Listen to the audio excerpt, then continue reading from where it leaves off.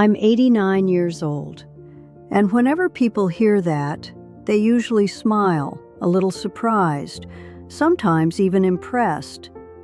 But after that first reaction, there's always a second question, a deeper one. They lean in just a little, and they ask me something that feels more personal. How did your marriage last so long? And every time I hear that question, I can see it in their eyes. They're not just asking about me. They're asking if it's still possible, if love can truly last, if two people can stay together, not just through the good times, but through everything. And I understand why they ask, because today, relationships feel fragile. People fall in love quickly and fall out of love even faster. Everything moves so fast. But I come from a time where things moved slower, where people didn't replace things so easily, not objects, and not people either. But let me tell you something honestly.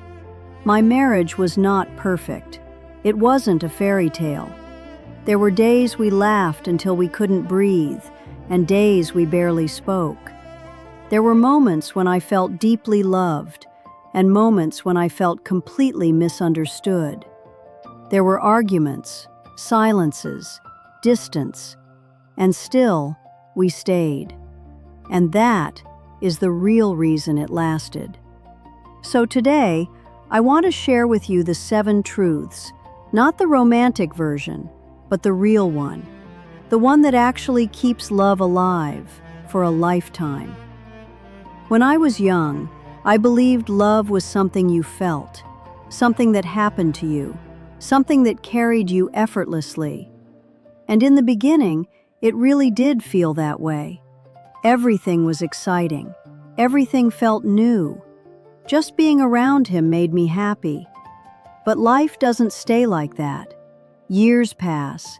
Responsibilities grow. You get tired. You face stress, pressure, routine. And those strong feelings, they don't stay the same. Not because love disappears, but because life changes the way it feels. And this is where many people get it wrong. They think something is broken. They think love is gone. But that's not true. That's just where real love begins, because love is not just a feeling. It's a decision, a quiet one, a daily one. There were days I didn't feel in love, days I felt irritated, days I wanted space, days I wondered if things could be easier with someone else. But I chose him, again and again, not because it was easy, but because it mattered. And over time, I realized something important. Feelings come and go, but the choices you make, those are what build something that lasts. The person you marry will not stay the same, and neither will you. The man I married in my 20s was not the same man I shared my life with decades later. And I wasn't the same woman either. We changed. Our habits changed. Our ways of thinking changed. Our priorities shifted. And there were moments when those changes created distance. Moments when it felt like we didn't fully understand each other anymore. But instead of seeing that as a problem, we learned to see it as part of the journey. We learned to rediscover each other, to ask new questions, to stay curious, to listen again as if we were meeting for the first time. Because marriage is not about staying the same. It's about staying connected while everything else changes. If you expect someone to remain exactly who they were when you met them, you will feel disappointed. But if you grow together, you will feel closer with time. For a long time, I thought I was a good communicator. I spoke clearly. I explained how I felt. I made my point. But I wasn't really listening, not in the way that mattered. I was waiting to respond, waiting to defend myself, waiting to prove I was right. And that created distance between us. Because real communication is not about speaking, it's about understanding. There were times my husband would try to explain how he felt, and instead of listening, I would interrupt, correct him, dismiss what he was saying. And I didn't realize how much that hurt him until he started to become quiet. Not completely, but enough for me to notice. And that silence, it felt heavy. Because silence in a relationship is not peace, it's distance growing quietly. So I changed. I learned to listen without interrupting, to sit with his words, to ask instead of assume, to understand instead of react. And slowly, we found each other again. Love is powerful, but respect is essential. Because love can rise and fall, but respect must remain steady. We made a quiet rule in our marriage. No matter how upset we were, we would never speak in a way that would break each other. No insults, no humiliation, no words we couldn't take back. Because words stay, long after the moment passes. And I've seen relationships where people say they love each other, but speak with cruelty. That's not love, that's damage.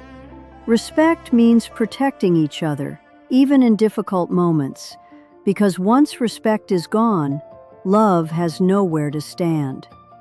People often think love lasts because of big moments, celebrations, trips, special occasions. But those moments are rare. What truly builds a relationship are the small things, the daily gestures, the quiet attention, the simple care. It's asking how their day was and truly listening. It's remembering what matters to them. It's being present, even when nothing special is happening. Those small moments, repeated over years, they become something powerful. Because love is not built in big moments. It's built in ordinary ones. We faced difficult times, moments of stress, moments of loss, moments when everything felt uncertain. And those times tested us. But they didn't break us. What nearly did was distance. When you stop sharing your thoughts, your fears, your struggles, that's when separation begins. Problems are not the enemy. Silence is. We learned to face things together, to speak even when it was hard, to stay connected even when everything else felt uncertain. Anyone can stay when things are easy, but real love is tested when it's difficult. There were moments I wanted to walk away, moments when everything felt too heavy, but we stayed because we made a promise and we chose to honor it. Not just on the good days, but especially on the hard ones. Because feelings change, situations change, but commitment, that is what keeps love alive. Now, at 89 years old, I look back at everything we lived, the joy, the struggles, the quiet moments, the growth. And people ask me, was it worth it? And my answer is simple: yes. Because real love is not about perfection. It's about persistence. It's about choosing the same person again and again through every stage of life until time itself separates you.